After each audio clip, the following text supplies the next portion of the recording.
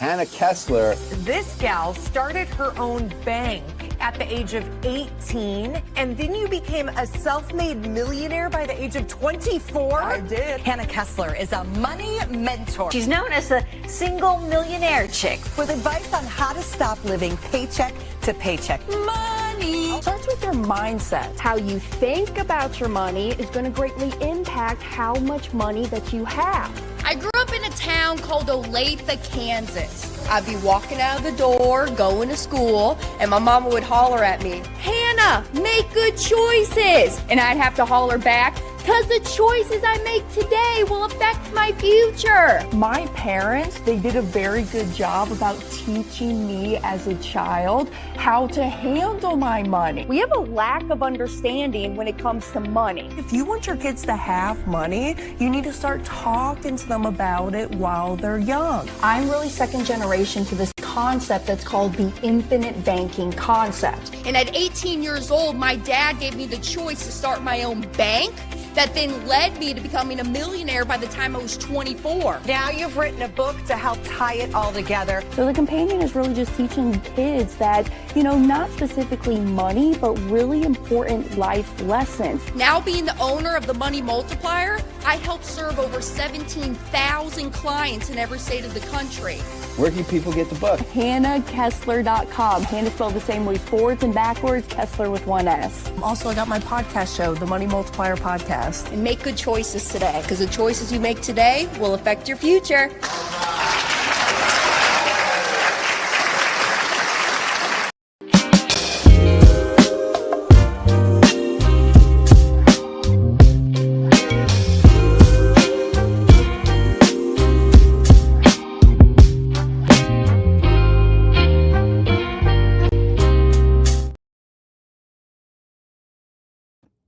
Good morning, my friends. Hey, y'all, sorry I'm a little tardy on you. I know we're starting here at 9:14, 14 minutes past the hour. I had to go to the gym today because I had to go and blow off some steam. All right, and then I had a shower. Because, all right, this episode, okay, I'm coming with some energy, y'all. I'm coming with some tough love today. So, hello, good morning. We have some things we need to talk about, all right?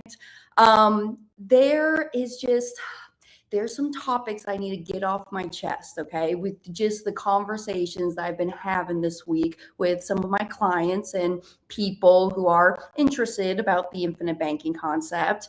And I want to go through some foundational concepts and knowledge that we need to have in order to implement this concept and this process for ourselves. Now, this kind of comes from even my father. Dad, sometimes I'll have to get on him because I'm like, "Dad, you're being a little too aggressive right now." And he goes, "Well, Hannah, I'm sorry, but I'm not here to be your friend. I'm here to be effective in your financial life. I don't expect you to invite me to your Christmas gatherings, your Thanksgiving dinners, or your birthday parties. It's okay. I got plenty of friends. I'm not looking for new friends, but I'm here to be effective in your financial life. Because if I'm not going to be here to do it, who else is going to be here to do it for you?" You see what I'm saying? So I'm going to be coming to y'all with a little bit of tough love here today, okay? So hopefully just take that with a grain of salt, all right? But I think this is a conversation that we need to have. Before we get into it, good morning, my beautiful friends. Dexter, I see you. He says, hello, hi everyone. Hello, Miss Hannah, spelled the same ways forwards and backwards. I've been saying that a lot. When I give my email away, Hannah@themoneymultiplier.com, I say it's Hannah, spelled the same ways forwards and backwards, @themoneymultiplier.com. So good to see you, Dexter. Hello, Mr. Dave. Devon, good to see you, my man. Annette, good morning. Oh, yes, and good reminder. Thanks, Annette. Yeah, hit the like button. As a reminder, I'm here every Thursday, 9 a.m. Eastern time, where we go live for Money Mornings with Hannah. And if you cannot catch this live, you can always go and watch the replays posted up on YouTube or even on all of your podcasting platforms, Money Mornings with Hannah. So Misty, good to see you as well. And CLG McCoy, good to see you, my man. I think it's the first time I'm seeing you on here. All right, y'all. So here's kind of the topics I want to get into. This episode is more for my infinite banking vets, if you will. We're going to get into how do we read our policy illustrations, okay, and how this whole concept started, or this topic, I should say. I was texting with one of our insurance company reps. He's the vice president at one of the mutually owned insurance companies. And he actually worked alongside Nelson Nash for a long time. And I was like, person, we're going to call him M. I just don't get it.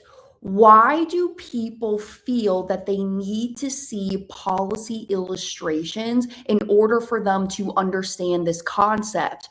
I mean, this is one thing that Nelson actually said. He says, the one thing I regret ever doing is putting policy illustrations in this black book, Becoming Your Own Banker, because people get so hung up in the numbers. Y'all, it's not about the product. It's about the process. How am I utilizing this policy to finance the things that I'm already going to go buy in life? Okay, because back a little bit ago, we went through our T charts. Okay, do you guys kind of remember our T charts where I said, hey, take out a pen and paper, and we're going to explain the differences between commercial banks and mutually owned life insurance companies. And why do we keep the money stored within inside of our policies and not in other vehicles that we do have access to? Okay, so the big vehicles that we have access to, where do I keep my money? Okay, because let's just even back it up a little bit.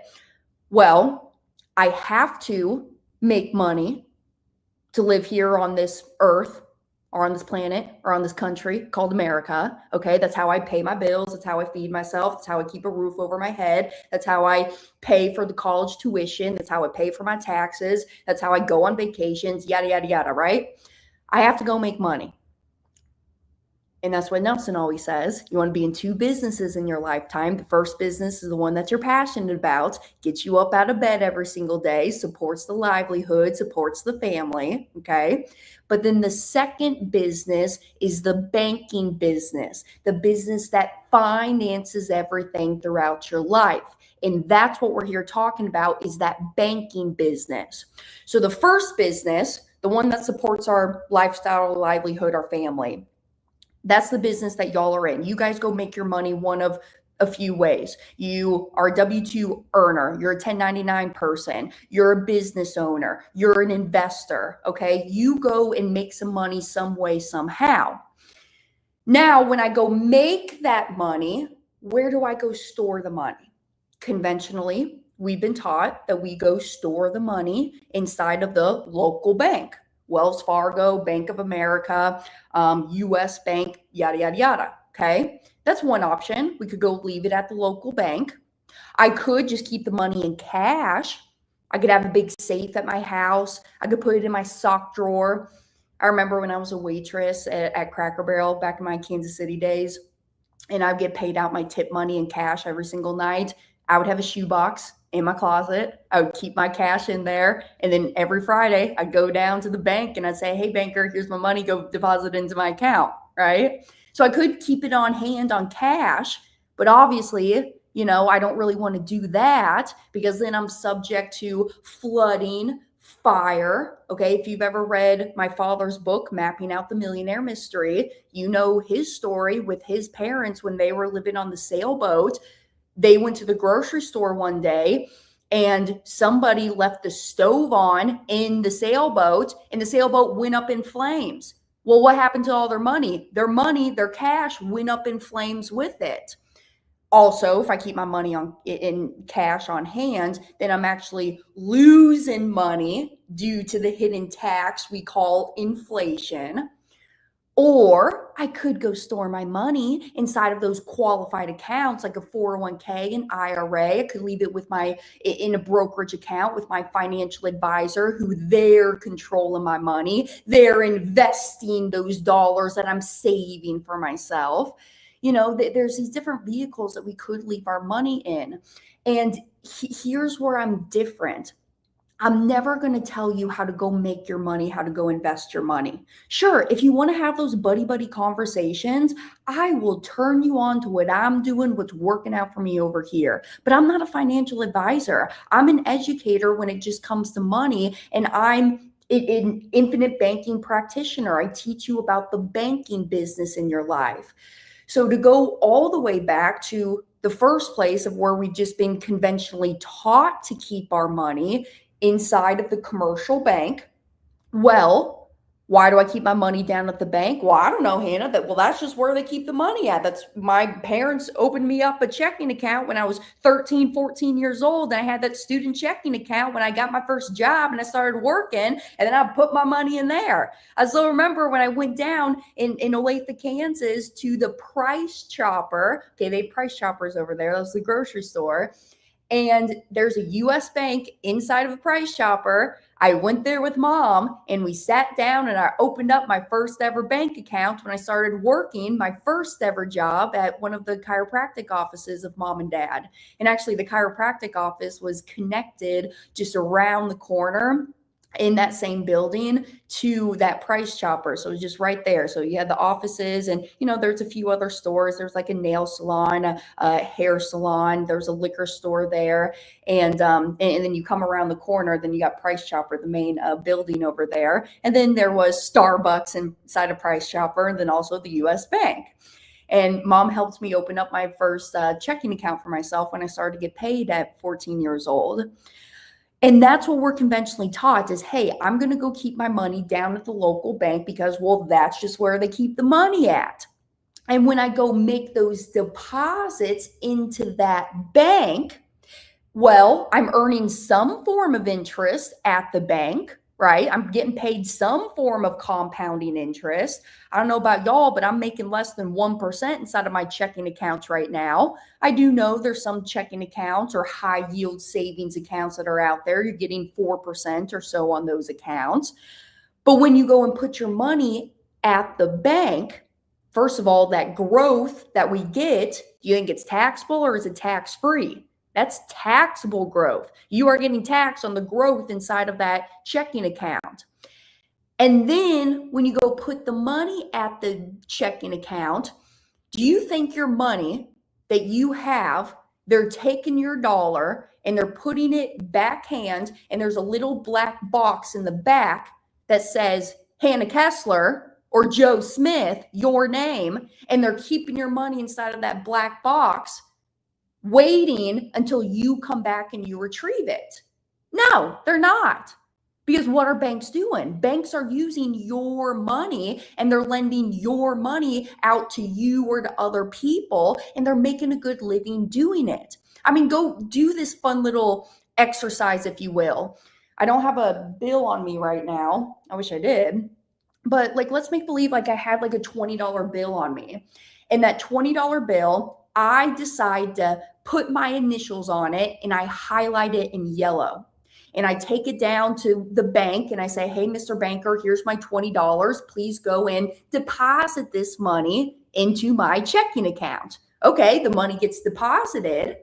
And then say you go back in a week, a day, even a few hours, and you want to request your $20 back. Do you think they're going to give you the same $20 that you highlighted and that you put your initials on? No, they're not. Because banks are in the lending business. They're lending out your money to you or to other people, and they're making a good living doing it. So if you just start to get into the mindset of being a banker, you are now utilizing that money to finance the things for yourself, your family, your lifestyle. Once you start to get into the banking business, quoting R. Nelson Nash, it can make you very rich and very wealthy, but you got to get into the banking business. And that's just the failure that as a society, they just never taught us about money. They want us to be consumers at the bank because, hey, if we depositors aren't going down and leaving our money at the bank, then they got no customers. They got no business to be made, right? So they want our money because they want customers. They want consumers to continue to make those deposits at the bank. So when I'm keeping my money at the bank, we talked about, hey, yes, I earn an interest, but it is taxable. Yes, I do agree that it is liquid money. I could go there, go take the money out at any point in time. Now, given though, I have had some experiences. I talked about this not too long ago. I had to go down to the bank because I had to wire over some money to do a lending deal. And I was sitting there with the guy. He was helping me do all the paperwork and whatever to transfer the money over, send out the wire. And a guy walks into the bank and he wanted to request out $15,000 in cash. And the bank teller told him, hey, sir, I'm sorry, we just don't have this $15,000 right now. Come back in a few days and we'll have your money then. And man, I was sitting there and he just exploded inside of that Wells Fargo branch office. I mean, he was so irritated. He's like, what do you mean you don't have my money? This is my money. I'm coming to retrieve it. And I want my money because I got to go do some other stuff with this money right now. I need my cash, right? So this is the whole issue with the fractional reserve lending system. Okay, if you guys want to go nerd out on it, fractional reserve lending that we have here in America is that these banks legally are not required to have any money on their reserves. Okay, the Federal Reserve posted out that legally in March of 2020, banks have to have 0% held on their reserves, legal requirement. And they're lending out your money. They can now go and lend out $8, $9, $10 for every $1 that it has held back on its reserves. And right, they're playing that game. Well, I hope and I think that not everybody's going to come and do a run on the bank and request all of their money out at one given point in time. I mean, seriously, how well has that been working out for some of these big banks where the Fed had to go and bail y'all out because they didn't want uproar in the streets? And so what the Fed had to do was open up their back doors of their printing press and just start printing more money into our economy. And then, oh, we're just so curious why inflation is so high and cost of living is so high. Oh, I could go on this rant forever and ever, but that's not the topic we're here to talk about today. I just want to start to set the tone of why we're keeping our money held there, right? I mean, it's just what we've been conventionally taught. It's what our parents are doing, our bosses, our colleagues, our grandparents were taught to do with their money is keep it down at the local bank. So instead, what I'm going to do is I'm going to put my money inside of my private bank, my infinite banking policy, if you will, AKA my whole life insurance policy, whole life insurance. And y'all, today's the day we are going to get into a little bit of the topic of IULs, okay, for my IBC vets. We'll get into that later here today. But I'm utilizing a whole life insurance policy. And I only want to use whole life when I'm implementing this concept. Could I do it with an IUL? Sure. But should you do it? Probably not. Okay. I don't have a good analogy, but it's that term of could you do it? Yeah. But should you? Probably not. Right. And again, we'll get into that deeper here in a little bit later on in this episode. But I'm utilizing a whole life policy, and I'm utilizing this with a mutually owned insurance company. And the policy, when you're doing this correctly for the infinite banking concept, the policy is being designed with high immediate cash value. How do we do this? Let me share my screen. Here's a little screenshot from a recent presentation that I did not too long ago. how the policy is set up and designed, okay? There's two moving parts inside of this policy. You have what's called your base premium, and then you have what's called the paid up additions. I'm not going to get so deep into this here today about the makeup. You can go and watch the past episode where we talked about the common FAQs that I get on the infinite banking concept, and I talk about the makeup of the policy. But how we're able to have this high immediate cash value is there's a paid up additions rider that's on the policy. Paid up additions, we call it PUA for short. Paid up additions. The majority of your premium is going into that paid up additions rider. And thus, by doing so, it's adding on more death benefit, which thus is giving us immediate access to the equity or cash value in this policy. So because of those paid up additions, that's how and why we have cash value made available to us immediately that we can pull out and start using from this policy. So the paid up additions is just a one-off, okay? It's not a requirement that you have to pay paid up additions inside of your policy to keep the policy alive and active. You should, because when you pay those paid up additions premium, that just means more death benefit, which thus just means more cash value that gets made available to you immediately. And my definition of immediately is within 30 days. So I always explain it in this rocket ship analogy. You know, the base premium is the base of that rocket. Your paid up additions are the booster rockets. Sorry, text going off.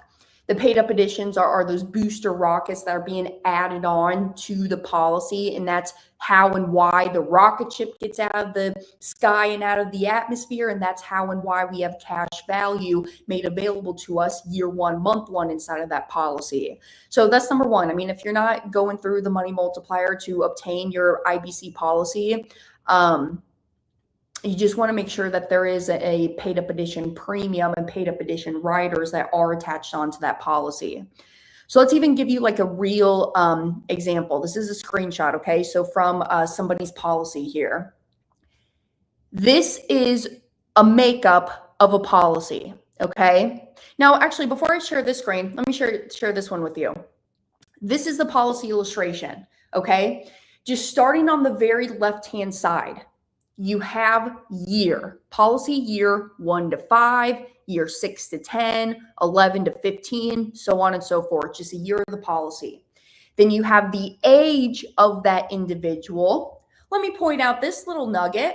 Oh, look, the age of that person, they're 67 years old. Hannah, 67 is too old for me to start a policy. I could never get approved at 67 years old. Yeah, no. You're thinking about this all wrong, okay? Age has nothing to do with the cash accumulation in your policy. It has everything to do with the death benefit. And that's why we're not meeting here today to talk about death benefit. We're here talking about the cash and the cash value that's inside the policy. The death benefit's going to be on this policy, whether you like it or not. Okay, so go watch another episode I did not too long ago about I'm too old to do this. My premiums are going to be way too expensive at my age. No, I debunked that. Go watch that episode. Man, I'm coming in hot today. Sorry, y'all. Welcome to class. Taking a sip of my coffee. Okay. So then you have contract premium. This is what I wanted to point out. Do you see how it says $20,000 a year underneath that contract premium? Removing this from stage, we're bringing our next screenshot up.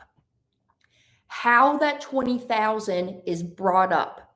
You have your base policy or base premium, and you can see that there's $5,000 that's allocated to the base premium. Then you have the paid up additions. Do you see where that $15,000 is at? And it says blend accelerated paid up additions rider, $15,000 going to there. So when you add the 5 plus the 15, that comes together and makes the total of $20,000 a year premium that's going inside of this policy. That's how the total $20,000 is being made. Does that make sense? So that's how we're getting our total of the 20. We have 5,000 going to the base, 15,000 going to the paid up additions, comes together, makes our full 20. For my IBC vets, this is what's called a 25-75 split policy design. 25% of the premium go into the base, 75% go into the paid up additions. Now, another thing I want to point out to y'all, let's just talk quickly about the initial annual 7-pay premium. Bottom right-hand corner down there. Do you see where it says $24,549.78? What this is referring to, initial 7-pay premium, this is fancy terminology for what's called your modified endowment contract, your MEC limit, MEC, modified endowment contract. What the MEC is, it's an IRS tax law. We've learned about this a lot, if you've especially been tuning into my content. The MEC in this policy is at $24,549.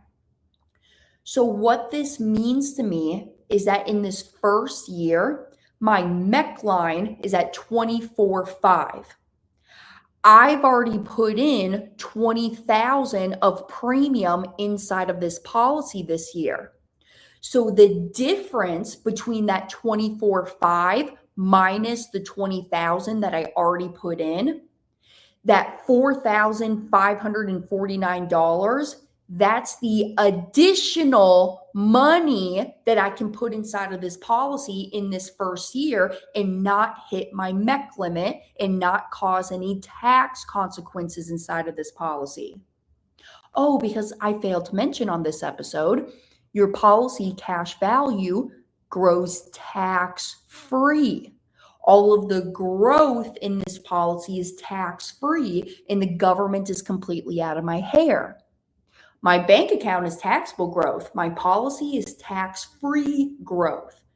So when I get to that point that I'm taking out more from this policy than what I put into it, all of that growth is tax-free to me. See what I'm saying? So just to point that out, that's where we find the MEC limits for the first year. Now, given MEC is a moving target, okay, let me go back full screen. MEC is a moving target. It's always going to continue to go up. We know where it's at year one, month one, but any time that you pay more in premium to your policy, any time that you change the mode of how you're paying your premium, because you can pay premium monthly, quarterly, twice a year, or annually.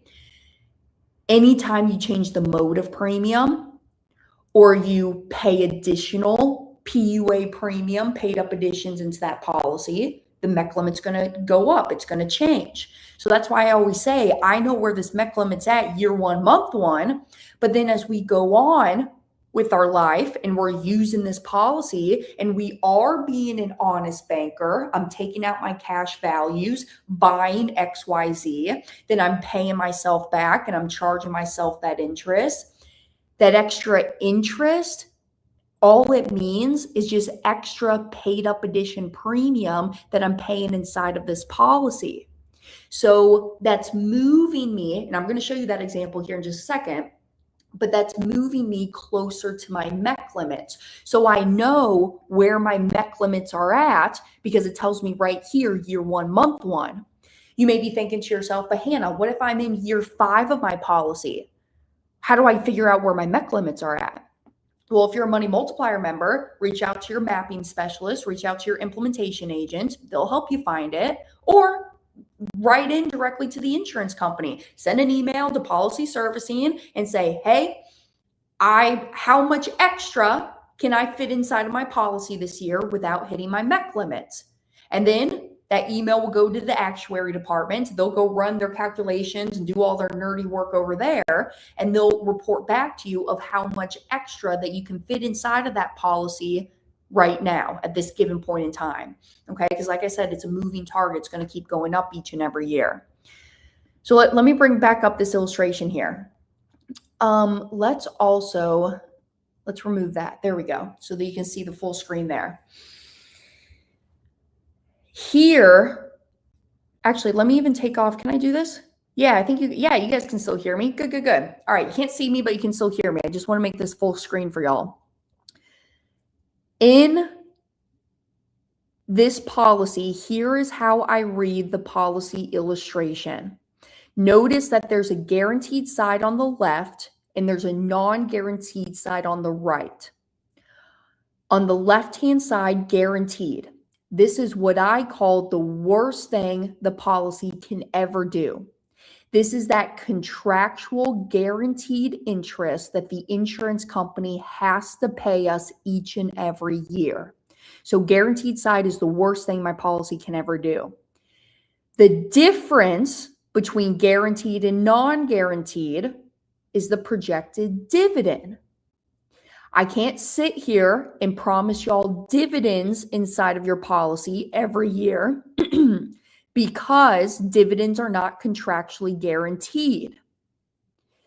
However, with the 6 companies that I personally do business with, these dividends, they've been paying them out for over 125 plus consecutive years. Some insurance companies, they've been paying them out for over 140 consecutive years. So is there a pretty strong chance that these insurance companies will keep paying out their dividends? Most likely, okay? And honestly, bring myself back to screen for a second. This is why I actually started my podcast show, the Money Multiplier Podcast, because it gets very interesting. When you start to peel back the onion and you understand why these insurance companies have been paying out these dividends over this long haul consecutively, it gets really interesting because they're not operating on that fractional reserve lending like conventional banks are. They're operating off of the school of thought of Austrian economics. And so what that means is essentially they're responsible with their money. They're treating their dollar with respect. And when you treat your money with respect, it's going to flow and grow to where it's respected to. So these insurance companies are not lending out more money than what they have on hand. $1 in their reserves has to protect the $1 that that insurance company has invested out elsewhere in bonds, in real estate, in policy loans, etc. Okay? So with these insurance companies, think about it. They've been paying out dividends during the times of 2008, the Civil War era, the Great Depression. How are these insurance companies still paying out a surplus in dividends to all their policyholders when everything else was up in dumpster fire flames? You see, do you kind of see why I feel safer keeping my wealth with these insurance companies compared to conventional banks? Bring it back full screen here. Guaranteed side. How do I configure my cash values? Now, this policy illustration is just a little bit different. You notice how there's a cash value and then there's also a PUA cash value column. I actually love how this insurance company illustrates this out because literally what it's telling you is the cash value, that's that regular cash value column. That's the cash value that's coming from your base premium only. PUA is the cash value that's coming from the cash from the paid up additions, your paid up addition riders. So this is what I'm referring to and why you can see that it's so important that we add on these paid up addition premiums to this policy, because if we didn't add these on, we would have $0 of cash in the first year. It starts to build up, okay? Cash value in a whole life contract has always built up, but we're just accelerating it by capitalizing into that paid up additions to allow us to have cash value immediately to us. So if I'm trying to configure my cash value on my guaranteed side, I'm going to add 0 plus the 14,474. So it's telling me year one cash value is 14,474. Year two, I would add the 919 plus the 29,327. That would be my total net cash value in year two on the guaranteed side. And then just go down the columns. You can read it, take a screenshot of this. This is going to be posted up as a replay. You can study this illustration if you really, really want. But that's how I configure my cash values on the guaranteed side. Now, when I'm reading these illustrations, I always look at the guaranteed side for year one, month one values. Once I start to get into year two, that's when I start to flip over to the non-guaranteed side. Underneath the non-guaranteed side, it's the fourth column from the right. It says total net cash value. And the reason that I look over here at my total net cash value is, like I said, I can't promise you dividends inside of your policy, but with the lowest insurance company paying out dividends for 125 consecutive years, is there a pretty strong chance that they're going to keep paying these dividends? The answer is yes. So year two and so on, that's when I start to look at the non-guaranteed side, total net cash value. And then you can see year by year how the cash value is performing with the projected dividends. But like I said, you can always refer back to the guaranteed side.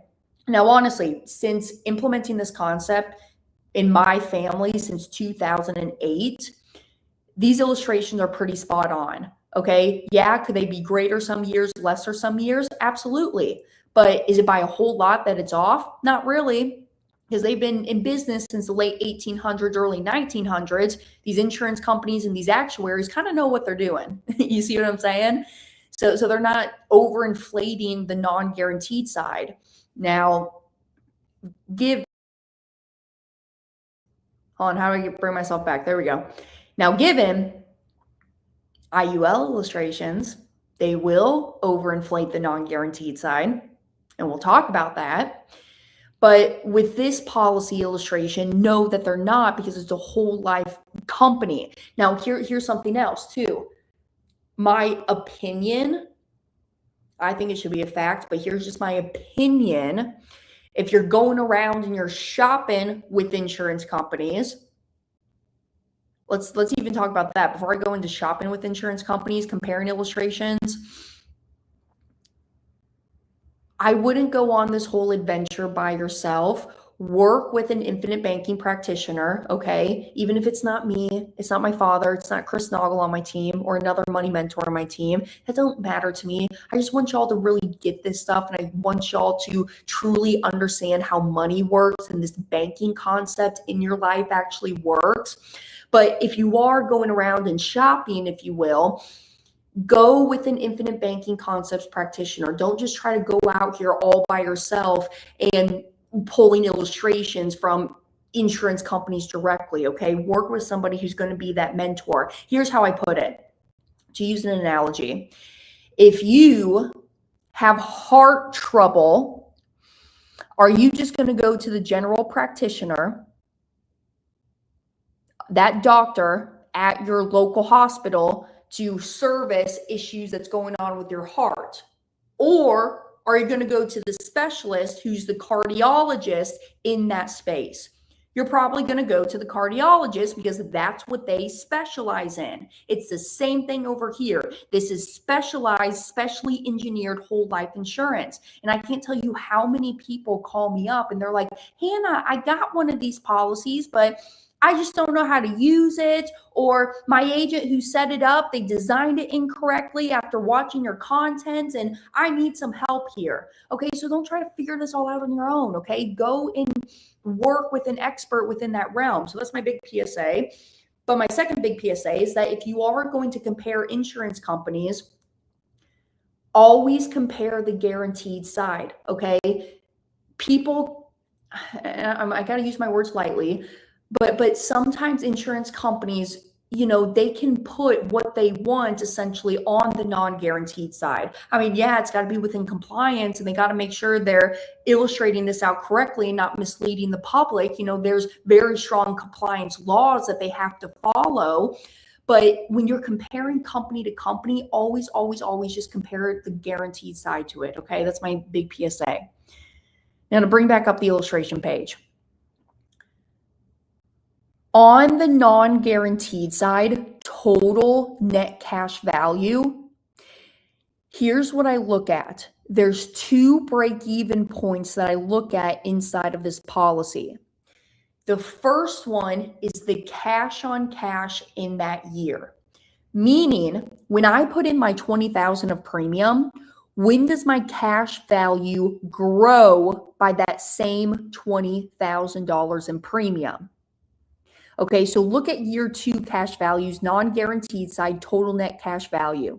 Year 2, it says $31,022. Do you see that there? $31,022. So from year 2 to year 3, my cash value grew from 31 to 50. That's a $19,500 increase in my cash value from year 2 to year 3. Would you agree? How do I get that number? Take 50,527, subtract 31,022. So that's a 19,000 and some change growth from year 2 to year 3. I'm almost breaking even, but I'm not there quite yet. But look at year 4.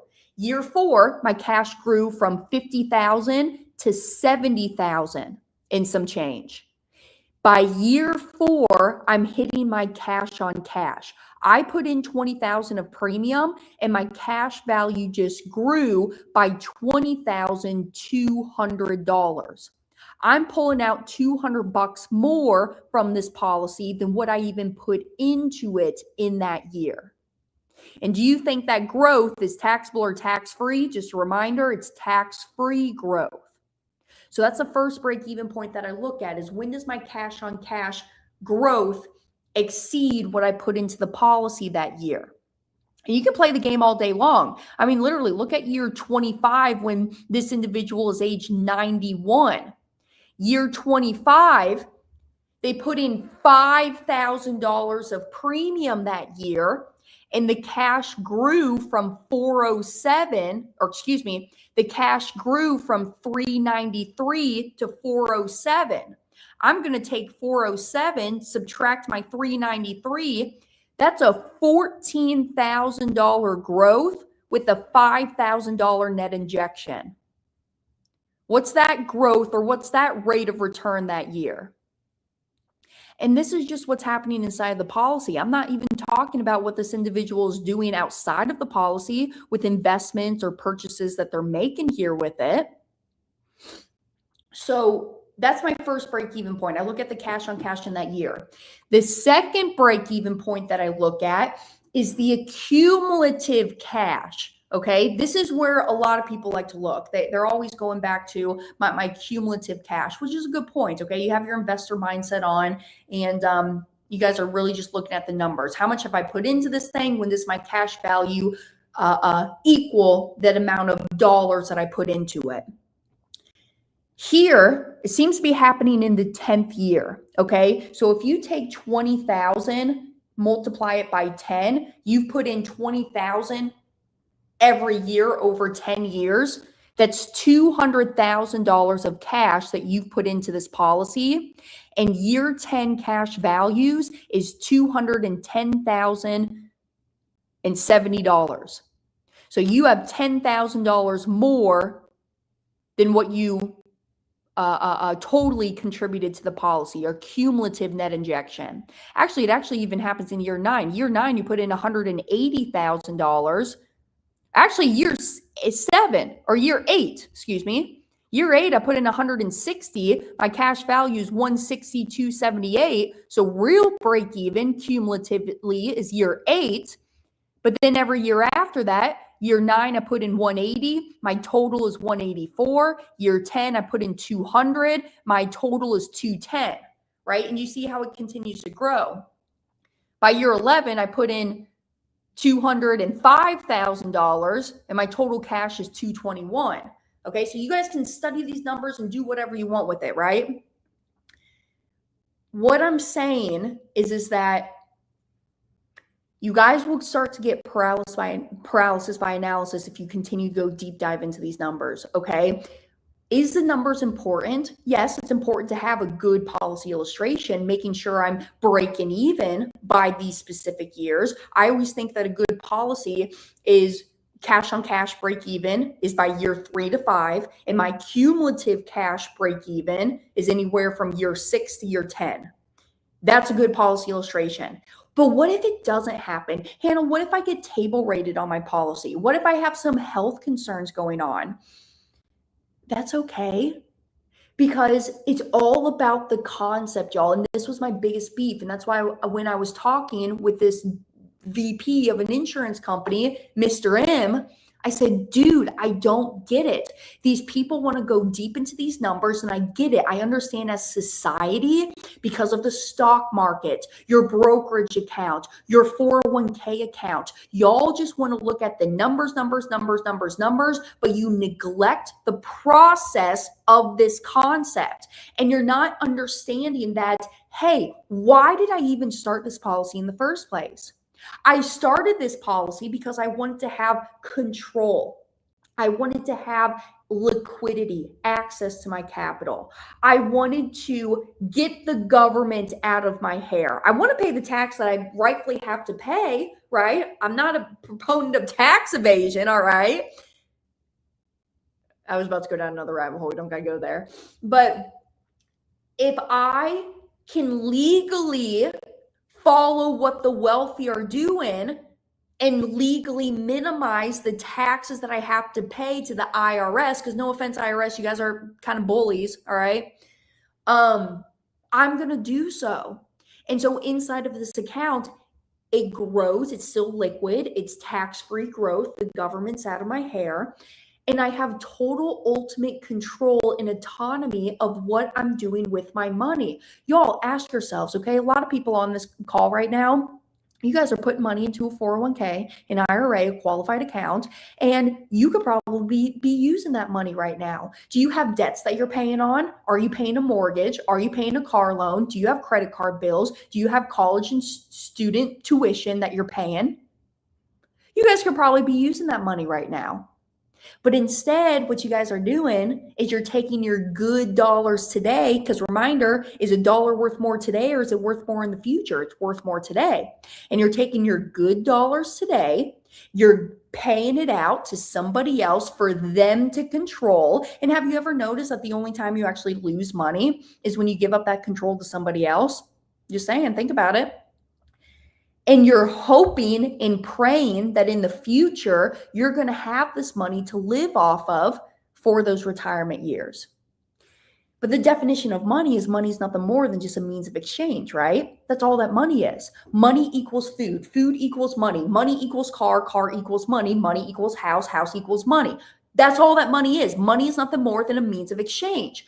But for some reason, as a society, they just programmed it to us that we need to hoard our money, act out of that scarcity mindset rather than the abundance mindset.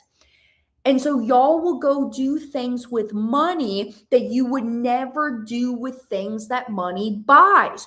You would never go purchase yourself a car, a boat, a house, and then wait until you're 59 and a half 20 plus years into the future to drive the car or move into the house. That would be kind of stupid and kind of ridiculous, would it not? So why are you doing that with your money? Just think about it.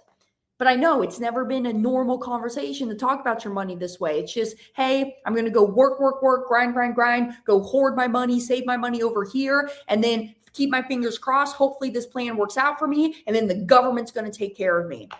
How well is that working out for some of us folks up to this point? Have you been seeing a lot of those greeters at Walmart or at Sam's Club or at Costco? I even saw a gal not too long ago when I was going through, we have a new Zaxby's over here, by the way, in Daytona Beach. And I was at Zaxby's on Sunday after the beach day. and because I wanted some chicken. And the lady working the drive-thru, she was of retirement age. And I'm thinking to myself, are you here because you absolutely want to be here? You want to get out of the house? You want to go do something with your day? Or are you here at retirement age working this job because you have to, because of survival, because your retirement plan didn't work out how it should have been? I didn't ask the question, but I thought it to myself.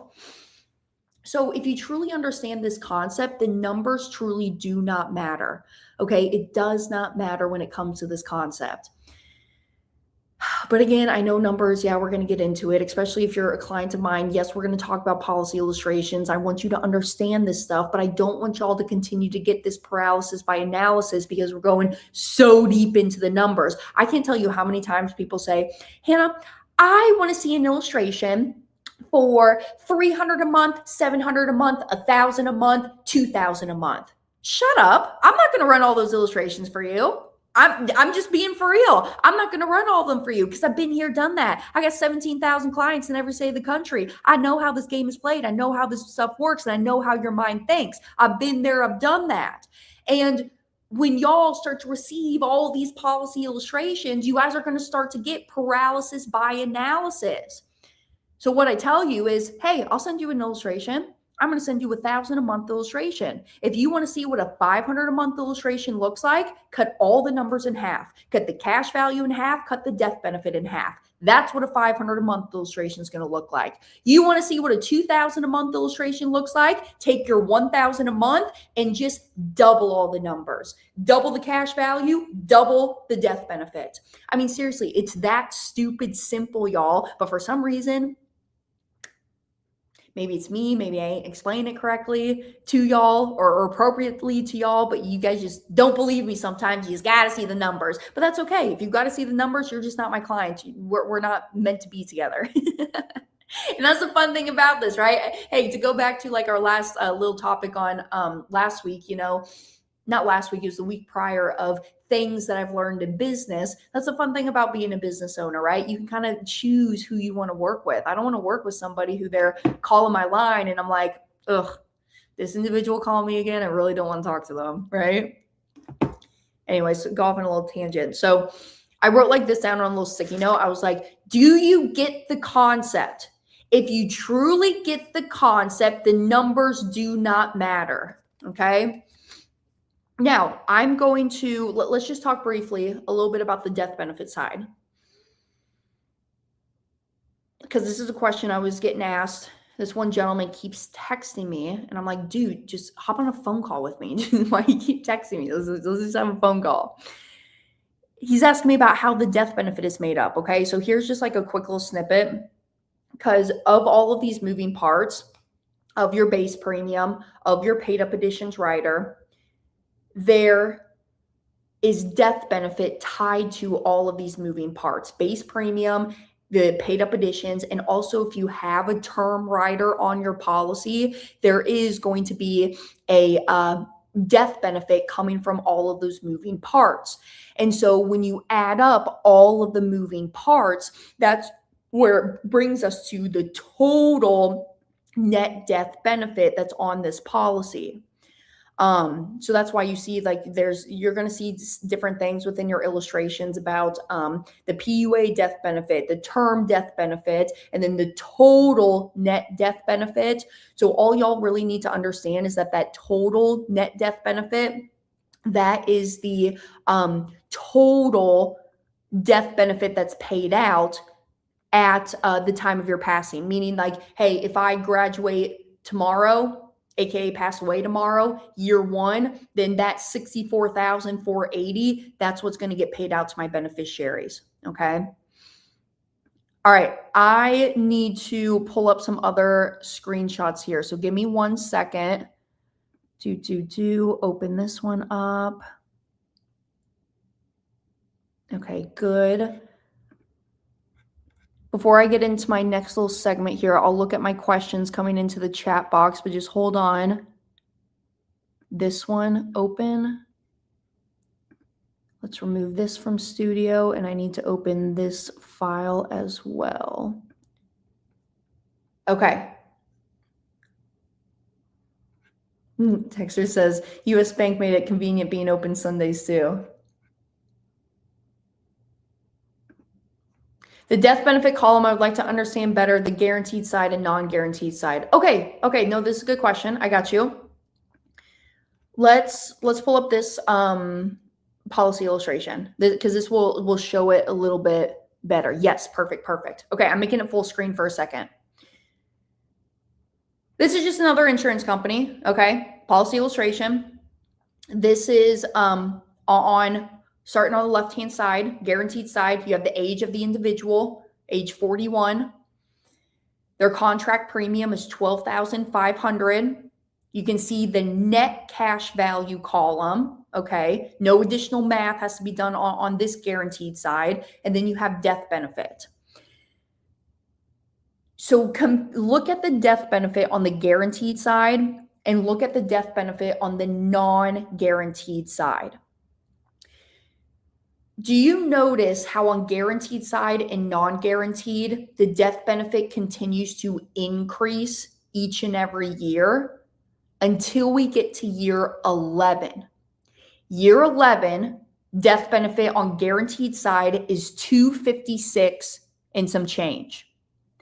Death benefit on my non-guaranteed side is $336 and some change. And do you notice how on the guaranteed side, the death benefit remains level, where on the non-guaranteed side, the death benefit increases each and every year? The difference here in what you're seeing is that it's the dividends that are being paid out. The dividends that are being paid out. Those dividends that we have in our policy, how it's designed, how I design my policies, is the dividends that we receive go back inside of our policy as more paid up addition premium. So when those dividends get paid to us,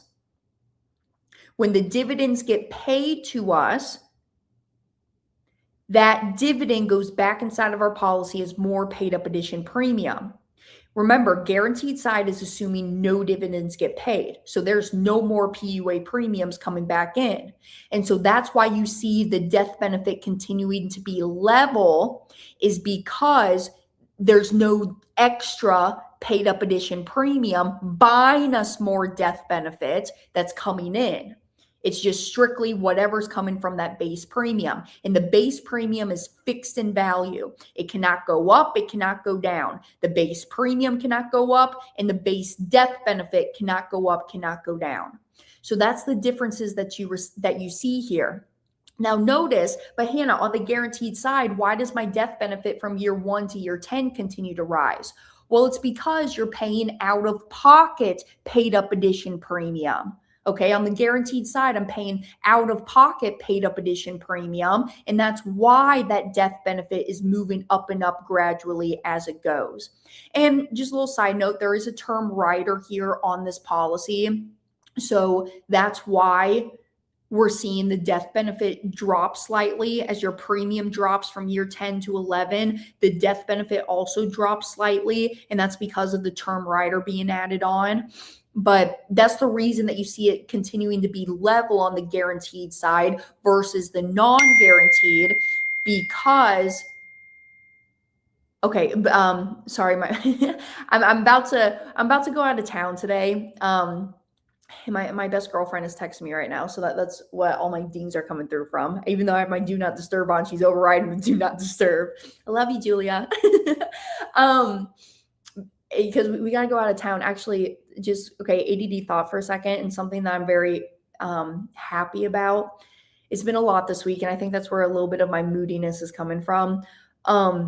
Nanny and Papa, my grandparents, finally, they're coming to Florida. They're coming to Florida today. They're moving into assisted living. It's finally happening. I'm happy. I'm very happy. Like, I could literally cry. I'm so happy.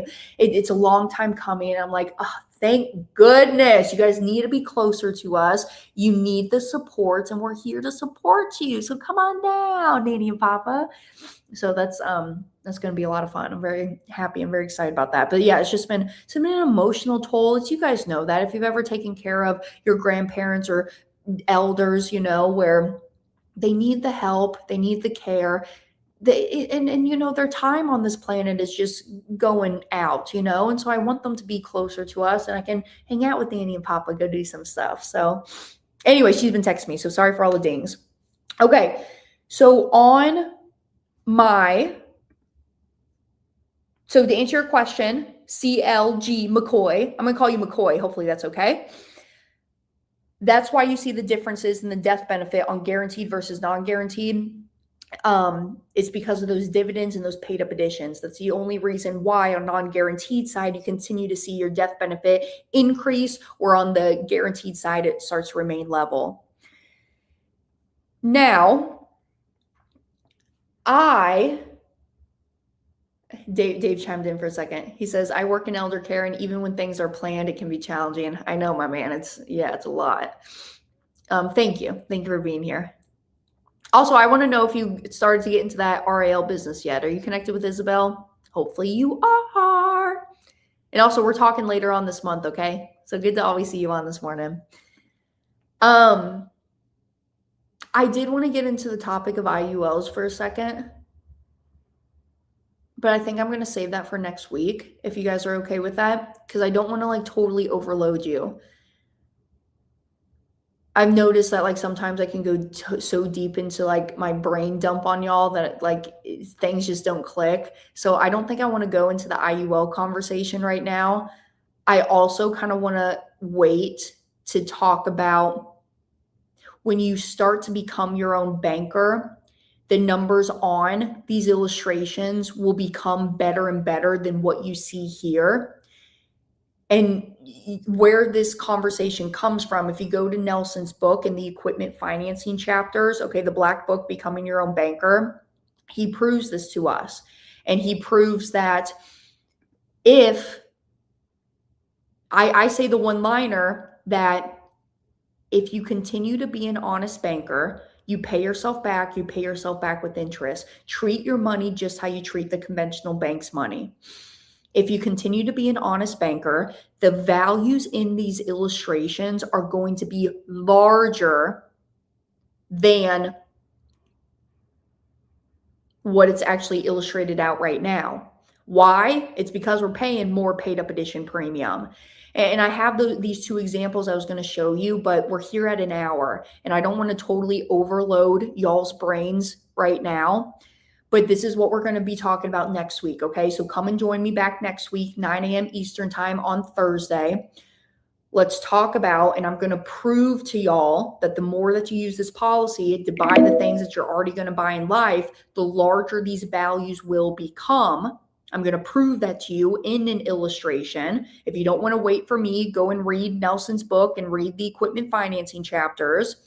And then I'm also going to talk about IULs. Okay, let's get into that conversation because that's still a conversation that keeps popping up. And then I'm also going to share a family story about my second cousin and listening to the noise that's out there. So I think this is where I'm going to leave y'all at here today. Think for yourself and question, okay? Be open, hear what other people are saying and what others are talking about, but think for yourself and question.